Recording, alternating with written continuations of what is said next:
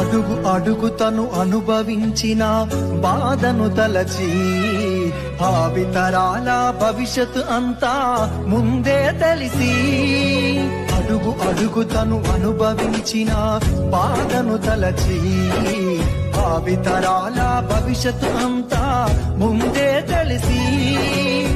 తన నెత్తుటి చుక్కలు లక్షల అక్షరాలుగా మార్చాడు కల జనులు నిత్యం కొలిసే